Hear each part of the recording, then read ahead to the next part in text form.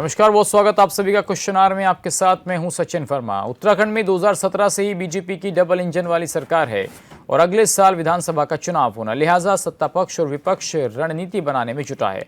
दोनों पार्टियों के नेता जनता के बीच जाने वाले हैं और बीजेपी युवा संवाद के जरिए वोटरों को साधने की तैयारी में है, तो कांग्रेस परिवर्तन संकल्प कार्यक्रम के जरिए जनता के बीच जा रही है। उत्तराखंड में आगामी चुनाव को लेकर राजनीतिक सरगर्मियां तेज हो गई हैं। एक तरफ बीजेपी संवाद कार्यक्रम के जरिए वोटरों को साधने में जुटी हुई है, तो दूसरी तरफ विपक्ष यानी कांग्रेस पार्टी प्रदेश भर में परिवर्तन संकल्प अभियान शुरू करने वाली है। यानी दोनों पार्टियों के नेता विधानसभा स्तर पर जनता के बीच जाकर एक दूसरे के खिलाफ जमकर भड़ास निकालेंगे। सवाल यह है कि जनता किस पार्टी पर भरोसा करे। कांग्रेस इस प्रदेश के अंदर प्रथम चरण का अभियान प्रारंभ करने जा रही है और इस अभियान के तहत प्रत्येक विधानसभा जो प्रगति क्षेत्र की है उसमें हम कांग्रेस के लोगों से भी और आम जन से भी सीधा संवाद स्थापित करने का काम करेंगे और जो सरकार की विफलताएं हैं उन विफलताओं को भी आम जन के बीच रखने का काम करेंगे। बागेश्वर और चंपावत जिसे लीड करेंगे गणेश भूलिया, दूसरा रुद्रप्रयाग, पौड़ी और चमोली जिसमें हरक सिंह रावत जी और तमाम हमारे साथी इस अभियान को लीड करने का काम है। तीसरा उत्तरकाशी और टिहरी जिसे मैं और मेरे साथी लीड करने का काम करेंगे और चौथा अल्मोड़ा और नैनीताल जिसे करण मेहरा और उनके और हमारे जो और साथी हैं उनको लीड करने का काम है। इसमें हमने हरीश रावत जी को, यशपाल आर्या जी को इस बात के लिए छूट दी है कि वो इन अभियान चारों जो हमने जोन बनाए हैं इन चारों जोन में जहाँ भी वो आ सकते हों वैसे तो आएंगे ही, लेकिन वो कोशिश करेंगे, वो प्रयास करेंगे कि वो चार के चार जोन में आने का काम करें। इसलिए दो लोगों को जो है इससे बाहर निकालें। इसमें संवाद की आवश्यकता है। संवाद कम है, अपने कार्यकर्ताओं से संवाद करें, हमें कोई आपत्ति नहीं है, लेकिन भारतीय जनता पार्टी युवा संवाद का कार्यक्रम करेगी। हमारा भारतीय जनता युवा मोर्चा प्रत्येक विधानसभा के अंदर युवा संवाद हम रखेंगे। 18 से 25 साल के युवाओं को उस कार्यक्रम बुलाया जाएगा। हमारे माननीय मुख्यमंत्री जी, हमारे पूर्व मुख्यमंत्रीगण, हमारे सांसदगण, हमारे मंत्रीगण युवाओं से संवाद करेंगे और ये संवाद उत्तराखंड राज्य के विकास के विषयों को लेकर संवाद होगा। तो आपने देखा किस तरीके से तमाम राजनीतिक दल जो हैं वो अब अपने इस अभियान में जुट चुके हैं। युवा संवाद होगा तो कहीं परिवर्तन का संकल्प लिया जा रहा है। सवाल ये है कि आखिर जनता किसके साथ चलेगी, और उत्तराखंड में युवा संवाद वर्सेस परिवर्तन संकल्प अभियान की बात हो रही है। 28 जून से कांग्रेस शुरू करने वाली है परिवर्तन संकल्प अभियान, यानी कि कांग्रेस को लगता है कि परिवर्तन होना चाहिए और इसके लिए पूरा एक अभियान शुरू होने जा रहा है। इसके अलावा युवा संवाद की बात सत्ताधारी दल कर रहा है और उसमें युवा संवाद बनाम परिवर्तन संकल्प किसका चलेगा दांव, ये बड़ा सवाल है। इसके अलावा देवभूमि उत्तराखंड में संकल्प जो हैं वो लिए जा रहे हैं, संवाद की सियासत हो रही है और कांग्रेस की जो परिवर्तन संकल्प यात्रा है, जो अभियान है, वो कितना सफल हो पाएगा। इसके अलावा बीजेपी जो है वो युवाओं से इस बार जो शुरुआत करने जा रही है, तो उसके पीछे का क्या बड़ा मकसद है। हालांकि बीजेपी के अंदर अलग अलग मोर्चे बनाए हुए हैं, चाहे युवा मोर्चा की बात हो या फिर एबीवीपी की बात हो। उसी तरीके से कांग्रेस की बात की जाए तो यहाँ पर भी युवाओं का एक संगठन है जिसको एनएसयूआई कहते हैं। तो इस तरीके से स्टूडेंट यूनियन है, अलग अलग माध्यमों से युवाओं को साधने की कोशिश तमाम राजनीतिक दल करते हैं। तो उत्तराखंड में संकल्प बनाम संवाद, जनता किसका साथ देने वाली है इस बार, और युवाओं को साधने की कोशिश जो बीजेपी कर रही है उसमें वो कितना सफल हो पाएगी। कांग्रेस क्या इस बार बदलाव का बिगुल जो फूंक रही है उसमें उसको कामयाबी मिलेगी, ये एक बड़ा सवाल है। इसके अलावा 2027 विधानसभा चुनाव की जो जंग है वो तेज होती हुई नजर आ रही है। अब सियासी बयानबाजियां भी लगातार हो रही हैं और अभियान में तेजी लाने के लिए अलग अलग राजनीतिक दलों ने अलग अलग अभियान को छेड़ दिया है। कांग्रेस बीजेपी आमने सामने हैं और जनसंपर्क अभियानों की शुरुआत हो गई क्योंकि 2027 का विधानसभा का चुनाव होना है। बीजेपी मान रही है कि उन्होंने काम किया है, सुशासन की बातें हो रही हैं और हर मोर्चे पर बीजेपी जनता की उम्मीदों पर खरी उतरी है। तो इस वजह से दोबारा एक बार फिर उनकी सरकार बनेगी और यदि ऐसा होता है तो बीजेपी उत्तराखंड में हैट्रिक बना लेगी। जबकि कांग्रेस को लगता है कि तमाम भ्रष्टाचार के मुद्दे हावी हैं और इतना ही नहीं, स्टूडेंट्स की बात हो, महिलाओं की बात हो, कानून व्यवस्था की बात हो, कांग्रेस मान रही है कि बीजेपी हर मोर्चे पर विफल साबित हो रही है। इस बार उत्तराखंड में परिवर्तन होगा। तो एक तरफ विपक्ष है जहां उसके अपने दावे हैं और एक तरफ सरकार है जहां उनकी अपनी दलीलें हैं कि उन्होंने जनता के लिए बेहद काम किया है।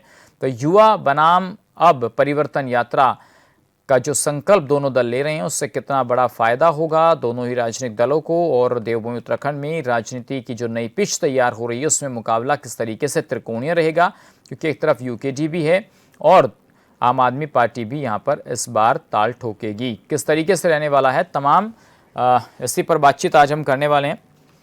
खास मेहमान हमारे साथ जुड़े, उनका परिचय आपसे करा देते हैं। राजेश बिष्ट जी हमारे साथ हैं, बीजेपी के प्रवक्ता हैं। बहुत स्वागत राजेश जी आपका। अभिषेक भंडारी जी कांग्रेस, राजेश्वर पैनुली जी हमारे साथ हैं, माफ कीजिएगा, राजेश्वर पैनुली जी हमारे साथ हैं, बीजेपी के प्रवक्ता हैं। बहुत स्वागत राजेश्वर जी आपका। अभिषेक भंडारी जी कांग्रेस के नेता हमारे साथ हैं, अंकेश भंडारी यूकेडी के प्रवक्ता हमारे साथ हैं, उमा सिसोदिया जी प्रदेश अध्यक्ष आम आदमी पार्टी। आप सभी का बहुत स्वागत। तो राजेश्वर जी, युवा संवाद की जरूरत अचानक से क्यों पड़ी, एक सवाल, और दूसरा, जब बीजेपी किसी अभियान की कार्यक्रम की शुरुआत करती है, जाहिर सी बात है उसको कोई नाम देती है, लेकिन यहां पर जो युवा संवाद नाम दिया गया है इसके पीछे कोई वजह बता सकते हैं?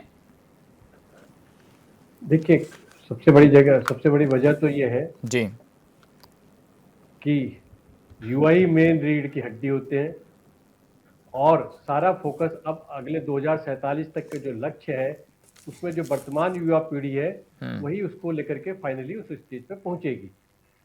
जो आज की पीढ़ी है, जो आज की डेट में राजनीति में है, या आज की डेट में राजनीति में जो इसका वो हो चुका है, वो कहीं ना कहीं उस समय तक उस स्थिति में नहीं होगी। तो सबसे पहली बात है कि आपको युवा को तैयार करते रहे, आपको हर नेक्स्ट जनरेशन भी आगे बढ़ाने के लिए, मतलब 27 से ज्यादा 47 पर आपका संकल्प है राजेश्वर जी?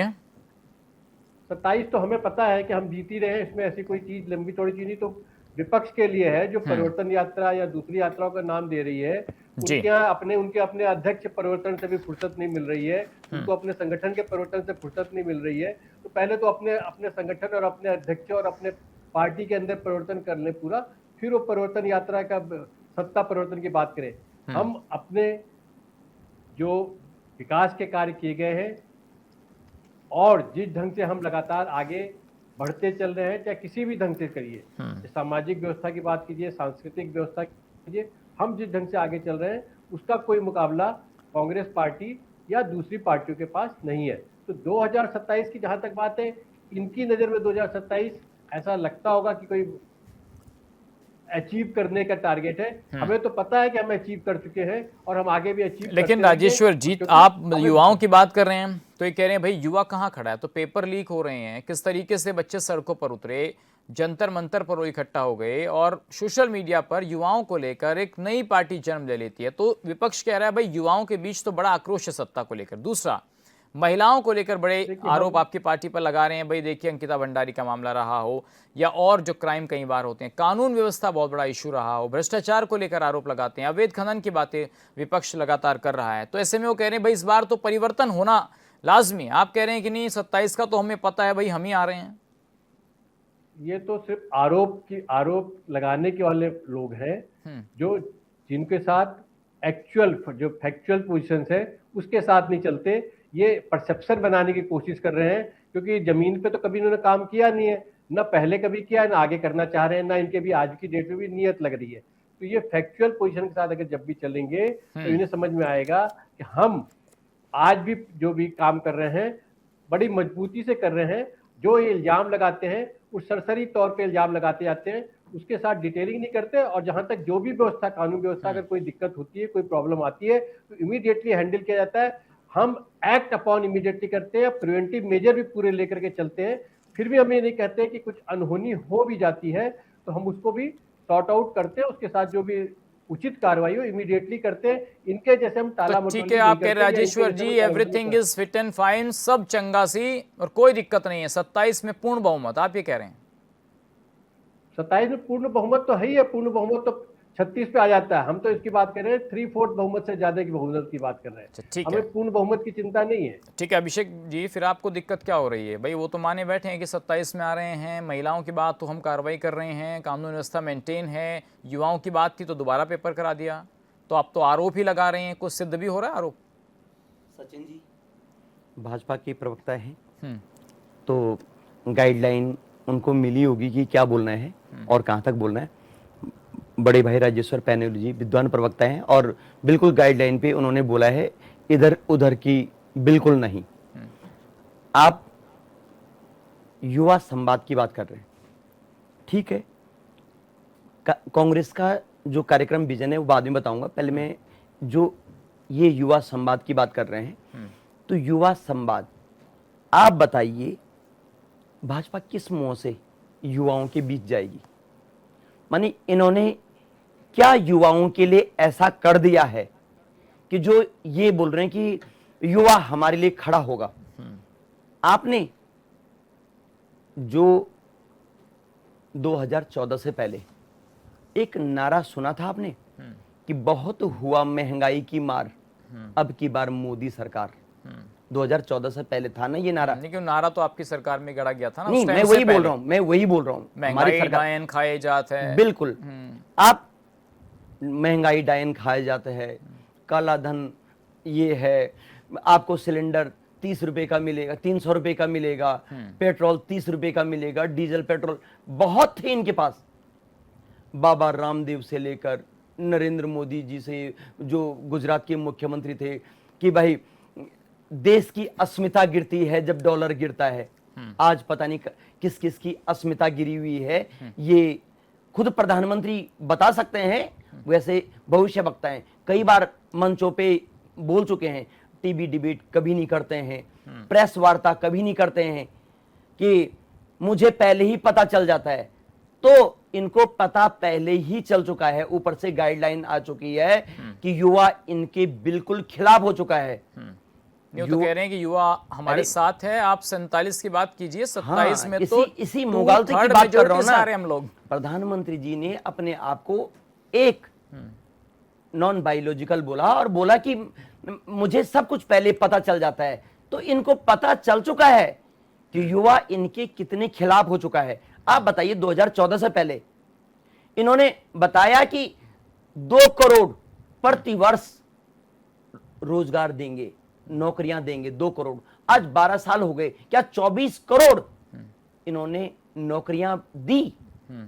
आप बताइए, जो झूठी सरकार, झूठ के बुनियाद पे बनी हुई सरकार, कैबिनेट की पहली बैठक, मोदी जी की जब कैबिनेट की पहली बैठक हुई थी ना, आपको याद होगा सचिन जी, शायद आप लोगों ने भी कवर किया होगा, कि काला धन, पहली इतनी शर्मनाक बात है, उस कैबिनेट की बैठक में दोबारा क्या हुआ आज तक नहीं बताया कि काला धन आया, आएगा, नहीं आएगा, क्या होगा। जो ये वही लोग हैं कि भाई अगर काला धन, अगर वाले हैं ये, तो युवा, अगर काला धन आ गया तो हर एक के अकाउंट में 15 से 20 लाख रुपए आ जाएंगे। बाद में बोलेंगे हमने तो जुमला बोला था। ये तो चुनावी जुमले होते रहते हैं। आप बताइए, ऐसा कोई प्रधानमंत्री होता है? मैं पहले लोग एक मस्खरी करते थे ना, मस्खरी बोलते हैं, जिसपे लोग हंसते हैं। तो मस्खरी हो रही है बीजेपी के द्वारा। बिल्कुल मस्खरी हो रही है। पहले कई बार ना आप एक हास्य के पात्र होते हैं, कई बार लोग। तो फिर ये रिपीटिशन क्यों हो रहा है अलग अलग स्टेट्स में? धीरे धीरे धीरे धीरे इनकी कलई खुलती जा रही है। मैं अभी आपको बताऊं, 2019 से लेकर 2021 का डेटा, क्राइम में, महिला अपराध में देश नंबर 1। आपको बताऊं, 2019 से 2021 में 13 लाख कुछ महिलाएं इस देश से गायब हो चुकी हैं। और 2019 से 2023 के बीच, अभी आप गूगल पे सर्च मार दो, 17,17,000 महिलाएं गायब हो चुकी हैं। तो महिलाओं ने तो इनसे हाय तौबा कर दी, नमस्ते कर दिया। अब इनको यह लग रहा है कि युवाओं से नीट, ऐसा 100 के आसपास 2014 से लेकर 100 से ज्यादा पेपर लीक हो गए। आप बताइए, क्या युवा इन पे विश्वास करेगा? युवा ये सोच रहे हैं कि युवाओं को मुगालते में रखेंगे। अभी आपने जंतर मंतर पे एक अनाम पार्टी, कॉकरोच, आपने सुना होगा, और ये भी प्लांटेड सुप्रीम कोर्ट का एक जज जो जब बोलता है कि कॉकरोच, एक आदमी को कॉकरोच समझा जाता है तो लोगों का एक उद्गार निकल के आता है। और मैंने कई भाजपा के प्रवक्ताओं या इनके मैं आज भी दिखा सकता हूं, इन्होंने बोला है 1100 लोगों की भीड़ नहीं हुई, 1100 लोगों की भीड़ नहीं हुई। कोई बात नहीं, भीड़ का मतलब नहीं है। जब मैंने अभी आपको पहले अपना स्टार डिबेट में बताया कि जब लोगों ने 2014 में बोला था कि बहुत हुई महंगाई, एक कोटेशन आपको बताऊं सचिन जी, जब जनता इनके खिलाफ होगी ना, जो इन्होंने सबको परेशान कर दिया, लोग बोलेंगे किसी भी पार्टी को वोट दो, लेकिन बीजेपी और बीजेपी के अगर आसपास कोई दिख रहा है उसको बिल्कुल वोट मत देना। ये समय बहुत जल्द आने वाला है, बहुत जल्द। फिर जनता कहेगी कांग्रेस को वोट दो। अब आपने परसेप्शन खुद क्रिएट कर दिया, उसमें हम आपका धन्यवाद अदा करते हैं। कांग्रेस, मैं आपसे पूछ रहा हूं कि क्या लोग ये कहेंगे कि कांग्रेस को वोट दो? कांग्रेस अगर बीजेपी को ना दे तो फिर क्या कांग्रेस को मानेंगे और राजनीतिक दलों को दे कह सकते हो? भाई नेचुरल सी बात है। मैं आपको बताऊं, आप इन्होंने झूठ बोल बोल के 2G स्पेक्ट्रम घोटाला, 3G स्पेक्ट्रम, आज आपको बताऊं राम मंदिर जो राम का, अब बताते हैं कि हम राम को लाएंगे, जो राम का नहीं, वो किसी वो राम का नहीं, वो किसी काम का नहीं। राम भाई लोगों ने एक एक रुपया अपनी आस्था से वहां दिया। इनके ऐसे आपको बताऊं सचिन जी, थोड़ा सा 20 सेकंड, अगर पूर्व टाइम में अगर सोमनाथ, कोणार्क सूर्य मंदिर या और भी कई इमारतें बनी, उसमें चाहे ताजमहल लगा लो या हमारे बद्रीनाथ केदारनाथ मंदिर, अगर इसमें भी घोटाले होते रहते ना, ये हिल चुके होते आज तक। ये 2 साल 3 साल में सामने आ गया कि राम मंदिर, शंकराचार्य जी ने बिल्कुल सही बोला था कि अभी इसका उद्घाटन का समय नहीं आया। आपको तो घोटाले करने थे, अपना आदमी बिठाना था। और कैसे करके लोग आज भी पूछ रहे हैं कि हमने ये चढ़ावा दिया था, ये कहां गया? तो आप सबके साथ झूठ करनी है। आपने जो चीज बोली वो बिल्कुल नहीं करनी है। मोदी जी, अभी एक छोटा सा जुमला कि मोदी जी जब ये बोलते हैं ना कि मैं एक चाय वाला था और गटर से मैंने गैस से चाय बनाई, तो लोग पहले हंसते थे, लोगों को लगा कि ये एक गरीब आदमी है, गरीब कर सकता है। जब ये बोलने लगे कि पाकिस्तान के साथ हमने लड़ाई तब करी जब वहां बरसात हो गई, रडार नहीं पकड़ पाएगा। आज लोग हंसते हमारे प्रधानमंत्री पे जो ऐसी बात करता है, जो एआई की बात करता है, और एआई के बीच में अभिषेक जी बता रहे हैं, ऐसा लग रहा है कि भाई कांग्रेस के टाइम पर तो सब कुछ चंगा था, ना कोई सड़क पर प्रदर्शन हो रहा था, ना महिलाओं के साथ गलत हरकतें हो रही थी, कानून व्यवस्था एकदम बढ़िया थी, किसी तरीके की कोई दिक्कत नहीं थी, युवा भी जो है अच्छी खासी नौकरियां पा रहे थे। तो अगर ऐसा हो रहा था जैसा कि अभिषेक जी कह रहे हैं, तो फिर 14 से अब तक लगातार बीजेपी ग्राफ क्यों बढ़ रहा है? कुछ तो अच्छा भी किया होगा। देखिए सचिन जी, इस पे मेरी बहुत लंबी डिबेट हो जाएगी कि 2014 के बाद जिस तरीके से घोषित आपातकाल है और जिस तरीके से जो हमारी ईवीएम है वो शर्म से जल भुन जाती हैं, अपने आप को आग लगा लेती हैं। ये बहुत बड़ा मैटर है कि बीजेपी किस तरीके से इस समय लोकतंत्र की हत्या करने पर तुली हुई है। मैं इसमें कांग्रेस या किसी दूसरी पार्टी की तरफदारी नहीं कर रही हूँ, मैं सभी पार्टियों के लिए बोल रही हूँ, समूचे विपक्ष के लिए मेरा ये बयान है कि इस समय चाहे कांग्रेस हो, आम आदमी हो, कोई भी पार्टी हो, सभी पार्टियां इस बात को मानती हैं। हम एक मुद्दे पर तो बिल्कुल सेम एक राय रखते हैं, एक देशवासी होने के नाते, भारतवासी होने के नाते, कि इस समय घोषित आपातकाल इस देश में लगा हुआ है। या तो आप हमारी पार्टी में आ जाइए, हमारी वॉशिंग मशीन में धुल जाइए, नहीं तो आप जेल जाइए। जो नेता वॉशिंग मशीन में धुलने से इनकार कर देता है उसको सीधा जेल डाल दिया होगा, तो तब डर है उनको। आप केजरीवाल जी का केस देख लीजिए, अगर गलत किया है तो मतलब कोर्ट ने उनको बरी क्यों किया, कोर्ट ने उनको बाहर क्यों निकाला हुआ है? मतलब आप वो साक्ष्य ही आपकी पुलिस और आपकी सीबीआई पेश नहीं कर पाई जिससे कि उनको कोर्ट में सजा दे दी जाती। सचिन जी, हमने पंजाब में देखा है, हमारे 2 विधायकों के ऊपर रेड पड़ती है। एक विधायक जो सरेंडर कर देता है, एडी पार्टी में चला जाता है, वहाँ वॉशिंग मशीन में धुल जाता है, बीजेपी में शामिल हो जाता है, उसके ऊपर कोई केस नहीं चलता। अरोड़ा जी जिन्होंने वो आगे आके उन्होंने प्रोटेस्ट किया कि मैं वॉशिंग मशीन में अपनी धुलाई नहीं करवाऊंगा, उनको सीधा जेल में डाल दिया जाता है। तो ये कहना कि 2014 के बाद बीजेपी ने बहुत अच्छा कर दिया, इस वजह से वो यहाँ पर सत्ता में है, देखिए, मैं युवा संवाद पर अगर बात करूं तो मेरी बात को आप ध्यान से सुनिएगा। रिया थापा यहाँ पर हमारी एक बच्ची है जो आपके नीट के एग्जाम्स की वजह से देहरादून राजधानी में वो बच्ची सुसाइड कर लेती है। समूचा विपक्ष उसके पास जाता है और संवेदना प्रकट करता है, लेकिन हमारे मुख्यमंत्री धामी जी का एक बयान तक नहीं आता। आपके राज्य में, देहरादून में, आपकी राजधानी में बच्ची का सुसाइड हो जाता है आपके कुकर्मों की वजह से, और मुख्यमंत्री धामी जी चुप है। किस मुंह से आप लोग युवा संवाद की बात करते हैं? किस मुंह से आप लोग युवाओं के बीच में जाने की बात करते हैं? अंकेश भंडारी जी, आपको क्या लगता है, युवा संवाद की बात हो रही है, एक तरफ कांग्रेस है जो परिवर्तन संकल्प की बात कर रही है, तो यूकेडी कहां खड़ी है? आज सचिन भाई बड़ा ऐसा विषय चुना है भारतीय जनता पार्टी ने। पिछले 9 वर्षों में जिस पार्टी को जो है युवाओं की याद नहीं आई, और अचानक आज उस पार्टी को जो है युवाओं की याद आ गई है जी। इस प्रदेश में आप देख रहे हैं युवा जो है आज अपने भविष्य की मांग कर रहे हैं, अपने भविष्य के लिए सवाल पूछ रहे हैं। उन रोजगार की बात कर रहे हैं, जो इन्होंने वादे किए थे उन वादों की बात कर रहे हैं कि भाई आपने रोजगार की बात की थी, रोजगार क्यों नहीं दे रहे आप हमें? आप सिर्फ ये जो है युवा संवाद के नाम पर इस प्रदेश में युवाओं को बरगलाने का काम, उन युवाओं की जो आपने देखा होगा इस प्रदेश में जो है लगातार जो है भर्ती पेपर लीक हो रहे हैं। 2016, 17, 18, 19, 20, 21, 22 कोई ऐसा साल नहीं छूटा है जिस साल जो है पेपर लीक ना हुए हों और जब जब युवा जो है सड़कों पर ना आया हो। हर एक भर्ती में जो है कभी जो है आपकी सीटें बिक जाती हैं, कभी जो है पेपर लीक हो जाते हैं, कभी नौकरियां बिक जाती हैं। तो तमाम घटनाक्रम, और साथ ही साथ अभी हमारी बहन उमा सिसोदिया जी ने बताया कि किस प्रकार से नीट एग्ज़ाम में एक हमारी जो बालिका थी रिया थापा करके, ये तो आजकल की घटना है, जो कलमेंट चंद्रबदनी में रहती थी और कांग्रेस के नेता की बेटी थी।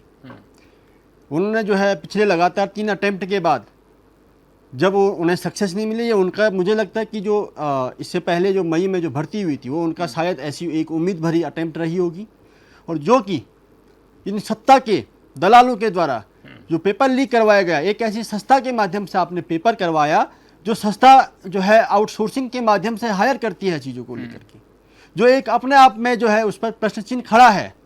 जो है लगातार 89 पेपर 2019 से लेकर के 2026 तक 89 पेपर लीक हो गए हैं, और उस पर भी जो है सरकार की जवाबदेही आप जीरो देखते हैं। और उस दौरान आप बात कर रहे हैं युवा संवाद की, कैसे आप युवा आप पर भरोसा करेगा? आज आखिर आपको युवाओं की याद क्यों आई है?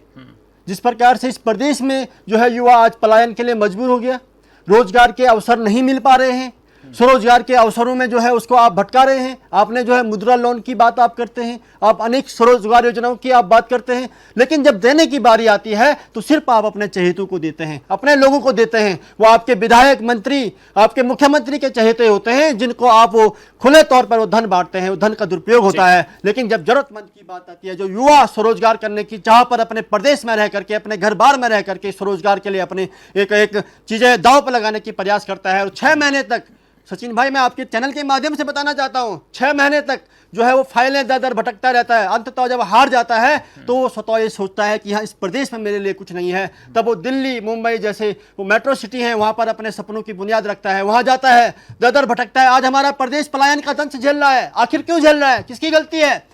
इन 26 वर्षों में आप तमाम जो आरोप लगा रहे हैं, मैं उसका जवाब लगातार हमारे साथ बने हुए हैं राजेश्वर पेंदुली जी। अब सवाल ये है कि देखिए युवाओं की बात हुई या फिर भ्रष्टाचार की बात हुई, तमाम आरोप लगाए गए यहाँ पर, तो शायद मुझे लग रहा है कि आप लिख भी रहे होंगे कि भाई क्या आरोप लगाए गए हैं और किस तरीके से आपको उनका जवाब देना है। तो ज़रा बता दीजिए, अब इतना कुछ बोल गए हैं लोग, तो क्या कुछ सफाई है आपकी? भाई कोई सफाई नहीं, हम तो फैक्ट और फिगर पे चलते हैं, और ये सफाई देने का काम तो ये लोग करते हैं जो गलत काम करते हैं। हमारे बड़ा क्लियर कट है, हम एकदम ठीक से सब काम जो काम होते हैं काम के तरीके से काम करते हैं, उसको रिजल्ट ओरिएंटेड काम करते हैं। एक हमारे साथी कांग्रेस के प्रवक्ता जी, वो उन्होंने कई चीजें लगाई, उन्होंने पूरे देश भर की बातें बता दी।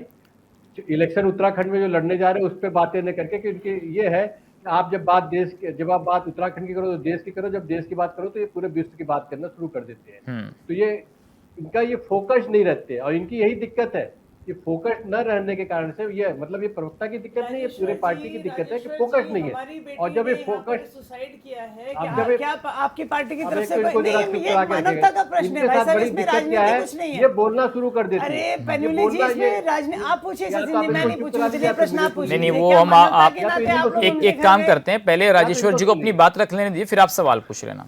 राजेश्वर जी पहले अपनी बात रखिए आप।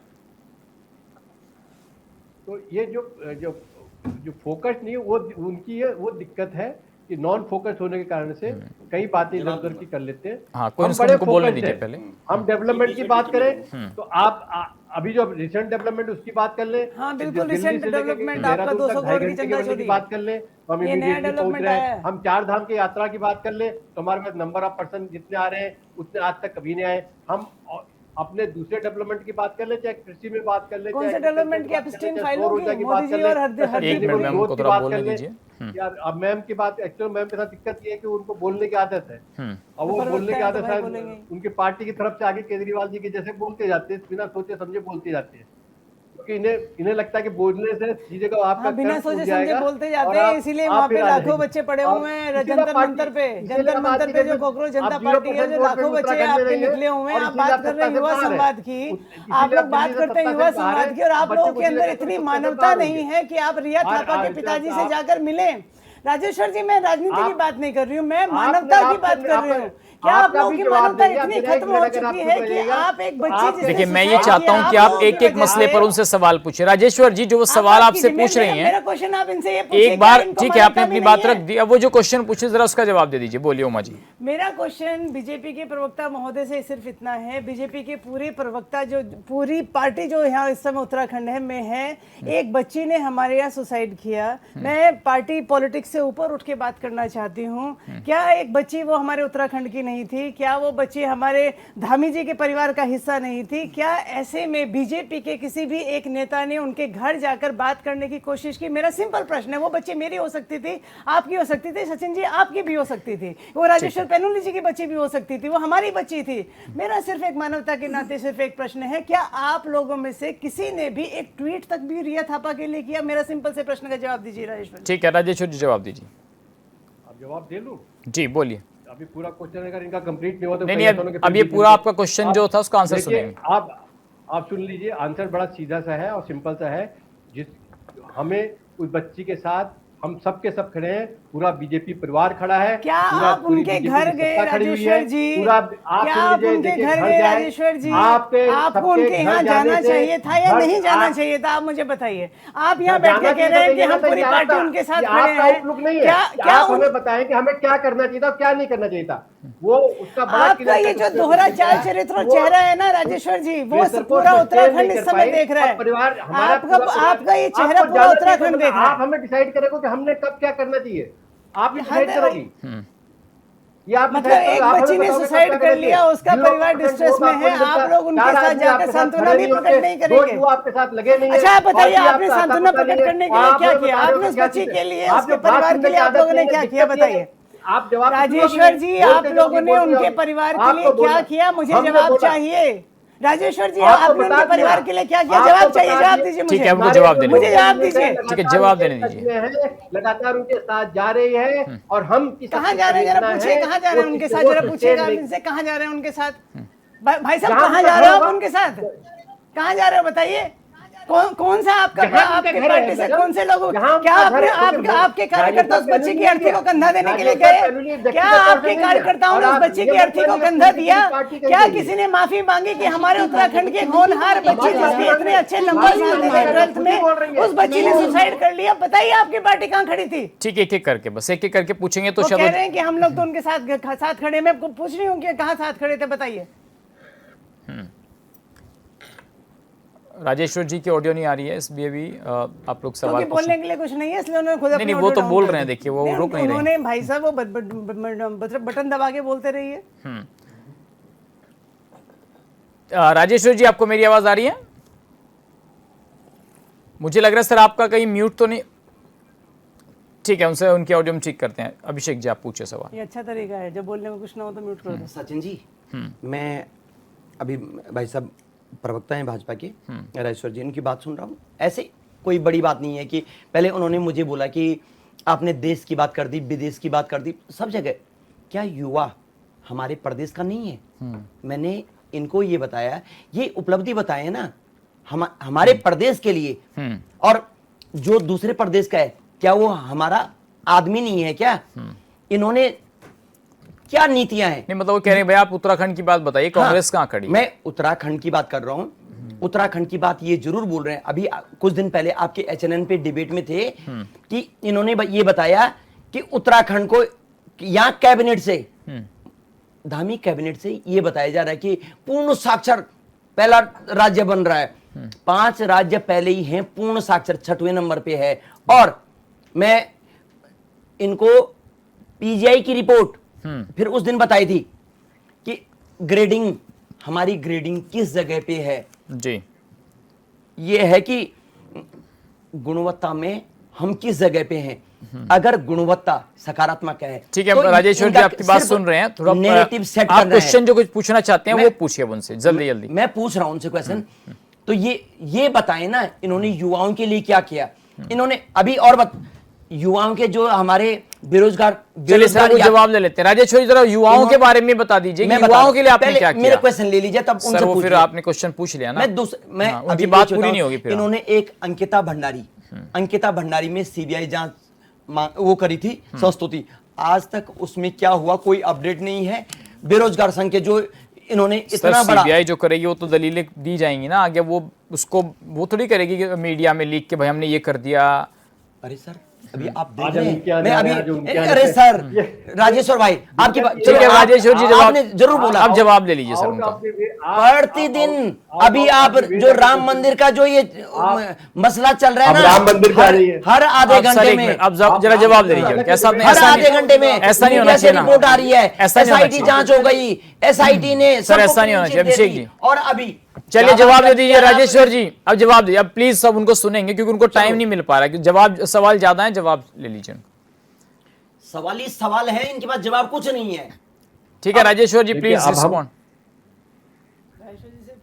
जहां तक युवाओं की बात है, युवाओं के लिए जो भी रोजगार के जो भी सिस्टम है वो लगातार डेवलप किए जा रहे हैं। और ऐसा कोई चीज नहीं है, जब भी आपके यहाँ influx of the more tourist होता है तो ऑटोमेटिक रोजगार, एक तो कई जगह पर ज्यादा ये मिक्सअप कर लेते हैं कि रोजगार को नौकरी मान लेते हैं। नौकरियां जनरेट करना और रोजगार जनरेट करना दोनों सेम चीज नहीं होती है। आप कोई रोजगार का मतलब होता है कि आपको आय बढ़ाने के साधन दिए जा रहे हैं कि नहीं दिए जा रहे हैं। तो आप चाहे होम स्टे की बात कर लीजिए, उसकी बात कर लीजिए, जो टूरिस्ट डेवलपमेंट की बात कर लीजिए, उसकी बात कर लीजिए, चाहे आप रोड इंफ्रास्ट्रक्चर डेवलप करते जा रहे हैं उसकी बात कर लीजिए। इन सब चीजों से आपके रोजगार के साधन बढ़ते जा रहे हैं और एम्प्लॉयमेंट होते जा रहे हैं। चारधाम यात्रा की बात करते हैं, कोशिश कीजिए। चारधाम यात्रा की बात छोड़िए, आप दिल्ली आप कोई भी जगह कर लीजिए, आप टेहरी डैम की बात कर लीजिए, उसके इंफ्रास्ट्रक्चर की बात कर लीजिए, आप टेहरी डैम पे जो डेवलपमेंट की बात कर लीजिए। ठीक है, ठीक है, यूपीडी के प्रवक्ता सवाल पूछ रहे हैं आपसे। राजेश्वर जी जरा उनका सवाल सुनिए। राजेश्वर भाई ने बहुत सारी चीज़ें गिनाई, लेकिन मैं ये कहना चाहता हूँ कि मुख्यमंत्री सोलर योजना यहाँ पे चल रही थी, आज उस पर प्रदेश की सब्सिडी नहीं मिल रही है। इन्होंने कहा टिहरी झील में जो है रोजगार के अवसर खोद। अरे भैया आपने रोजगार के अवसर बाहरी लोगों को यहाँ पे खोले हैं। आपने इस प्रदेश के जो ठेकेदार थे हमारे, आज इस प्रदेश में हमारे टिहरी और पौड़ी जिले में सबसे बड़े ठेकेदार हुआ करते थे कभी जमाने में, आज वो सारे ठेकेदार खत्म कर दिए आपने। PWD की जो सड़कें हैं वो बाहरी लोग बना रहे हैं, जो बिल्डिंग है बड़े बड़े स्ट्रक्चर सारे बाहरी लोग बना रहे हैं, स्थानीय लोग तो कहीं है ही नहीं। और आप बात कर रहे हैं कि हम युवाओं की बात, आप युवाओं की आप बात करते तो जो तमाम योजनाएं हैं, चाहे वो मुख्यमंत्री स्वरोजगार योजना है, उसमें आप ये बताइए ना कितने युवाओं को आपने जो है स्वरोजगार के नए अवसर पैदा किए। जब 2019 में जब कोरोना हुए, 2021 में जब लोग घर आए, उसमें भी आप कितने लोगों को रोजगार दे पाए। आप बात करें कि स्वरोजगार और नौकरियां अलग अलग, अरे भैया आप तो 65,000 नौकरियां इस प्रदेश में खाली पड़ी हुई है, पद वो नहीं भर पा रहे हैं आप। उन जो नौकरियां हो भी रही हैं उनमें जो है आप तत्काल नियुक्तियां नहीं दे पा रहे हैं। आप बात करें युवा संवाद की, आप उन युवाओं को जो है सिर्फ इस प्रदेश में आप आंकड़ों से खेल रहे हैं। आपने वास्तविकता से कोई आपको लेना देना नहीं है। आप इस प्रदेश में आंकड़ेबाजी कर रहे हैं। भारतीय जनता पार्टी का काम है काम कम प्रचार ज्यादा, और प्रचार के चक्कर में जो है आज 1000 करोड़ प्लस मुख्यमंत्री ने अपने फेयर लवली के चक्कर में, अपने फेस को चमकाने के चक्कर में इस प्रदेश का बर्बाद कर दिया है। और वही हाल देश के प्रधानमंत्री का है। 6400 करोड़ का जो है पूरे देश का जो है आपने पैसा बर्बाद कर दिया 12 सालों में। किया क्या आपने काम? आप बात कर रहे हैं हमने सड़कें बनाई, कौन सी सड़कें बनाई आपने? वैसी सड़कें बनाई जिसने जो है इस प्रदेश का बेड़ा गर्क कर दिया है। आज इस प्रदेश में 4 धाम यात्रा की आप बात कर रहे हैं। आपने कर्णप्रयाग की घटना में क्या बोला? अभी तक स्थानीय लोगों को आपने प्रताड़ित कर रखा है। वहां का केस आपने जो है हरिद्वार दे दिया। क्यों दे दिया आपने हरिद्वार में? क्या वहां पे रुद्रप्रयाग में कोई सक्षम अधिकारी नहीं था? पौड़ी में कोई सक्षम अधिकारी नहीं था? क्या चमोली में सक्षम अधिकारी नहीं है? आपने कैसे बाहर दे दिया है ये बताइए। ये क्यों नहीं बताते आप? वहां पर जो है रुद्रप्रयाग में घोलतीर में वहां पर जो गुरुद्वारा है वहां पर जो आतंकवादी आ जाते हैं, वो जो निहंगू के भेष में आतंकवादी हैं, वो उनको आपने खुलेआम संरक्षण दे करके 4 दिन बाद जो है आपने बड़े सम्मान के साथ उनको भेजा। और आज आपने हमारे लोगों पर जो है मुकदमे कर रखे, किस बिहाफ पे कर रखे आपने? आप कैसी बात कर रहे हो? कानून व्यवस्था आपने लचर कर रखी इस प्रदेश की, स्वास्थ्य व्यवस्था खत्म कर रखी है, पहले शिक्षा व्यवस्था आपने ध्वस्त कर दी है। आप रोजगार की बात कर रहे हैं और युवा संवाद आज आप तुम्हें जो है 9 साल में युवाओं की याद आ रही है इस प्रदेश में। आपने इस प्रदेश का युवा को जो है सड़कों पर ला दिया है।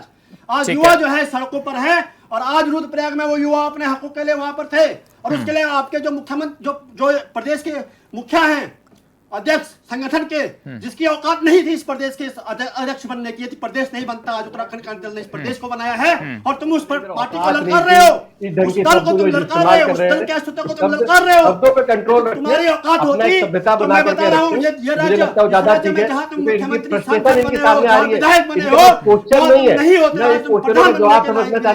तुम बात कर रहे हो इस प्रदेश को जी राजेश जी जवाब विजन है, न नीति है, न नियति है तुम्हारे पास। ठीक है सर, जवाब दीजिए सर। हमारे पास नीति भी है, नियत भी है और उसका रिजल्ट भी हमारे फेवर में आता है। ठीक है राजेश जवाब दीजिए। कोई नियति नहीं है, नियति होती है आपके पास, नीति होती तो आज युवा सड़कों पर नहीं होता, आज जो युवा परेड ग्राउंड में धरना नहीं दे रहा होता। वो जो हमारे अभी ओपीएस के लिए लड़ रहे हैं वो शिक्षक, देखिए अगर युवा हमारे साथ खड़े हैं तो हमारा मुख्यमंत्री वहां जाके उनके साथ खड़ा है। जो हमारे गेस्ट टीचर हैं वो अपने हकों के लिए लड़ रहे हैं। लोगों को तमाम लोग जो नर्सिंग अधिकारी हैं वो अपने हकों के लिए लड़ रहे हैं, जो हमारे नर्सिंग हैं वो लड़ रहे हैं, वो तमाम लोग जिनके लिए आपने नीतियां परिवर्तन कर करके अपने लोगों को जो है बैक एंट्री देने का काम किया है, उन तमाम लोगों को आपने भरने का काम किया। इस प्रदेश में 2600 नर्सिंग की पोस्टें हैं, नर्सिंग अधिकारियों की। ठीक है सर, जल्दी बोलिए, जल्दी। अब सर जवाब दे दीजिए। जवाब राजेश्वर जी प्लीज। देखिए जो भी जितनी भी पोस्टों की बात करते हैं ये इनके पास अपने अलग से एक डाटा बना रखे हैं, वो डाटा बैंक से चलते हैं। जो भी सिस्टम है सिस्टम के तरीके पूरे आप सुन लीजिए। सरकारी डेटा में आप देख रहे हो, सरकारी डेटा में आप जो है बिना तथ्यों के सरकारी डेटा में जो आप नौकरी करते चलते हैं। मैं तो कह रहा हूँ यदि चैनल को आप देख रहे होंगे, मॉनिटरिंग कर रहे होंगे, बीजेपी पार्टी से मैं कहना चाहता हूँ अपने पढ़े लिखे प्रवक्ताओं को भेजें जिनके पास डेटा तथ्यात्मक हो, जो तथ्यों के साथ बात करें। इस प्रदेश में प्रदेश की जनता को जो है बरगलाने वाले आंकड़े नहीं चाहिए, आपके वास्तविक आंकड़े चाहिए। हमारे अंकेश भंडारी जी बहुत पढ़े लिखे, समझ रहे हैं, प्रवक्ता बना दीजिए सबका, सारी पार्टी की तरफ से।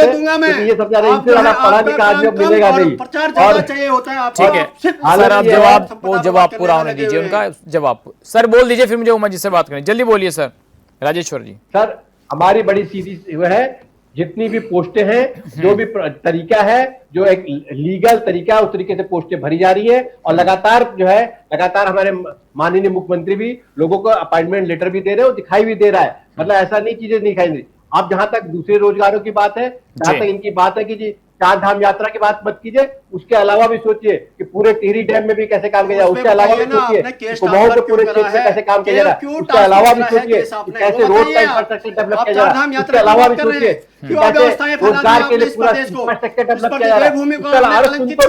हमारे यहाँ खैज पर्वत, हमारे क्षेत्र में खैज पर्वत आता है, वहाँ पर लोग होटल जा रहे हैं। हमारे यहाँ प्रदेश के लोगों पर जिस प्रकार से उमा जी हमले हो रहे हैं, उस पर क्यों नहीं बोलते हैं आप लोग? क्या होना चाहिए क्यों नहीं बताते हो? ये बताइए उमा जी, क्या होना चाहिए जो नहीं हुआ है? कोई चीज है क्या होना चाहिए पंजाब था? चुनाव नजदीक आ रहे इसलिए आप नहीं बोल रहे हैं, आपकी पार्टी इसलिए नहीं बोल रही। बताइए जनता को, उत्तराखंड की जनता को बताइए। ठीक है, जल्दी बोलिए उमा जी फटाफट, मुझे फिर वाइंड ट्रांसफर कर दिया है वहां पर, क्यों हमारे स्थानीय लोगों पर आप कायम कर दिए हैं? 1 मिनट अंकित। बीजेपी के ठीक है, नेता अंकित जी। और बीजेपी के प्रवक्ता इस समय कहीं पर भी लाइव डिबेट में आने लायक स्थिति में नहीं है।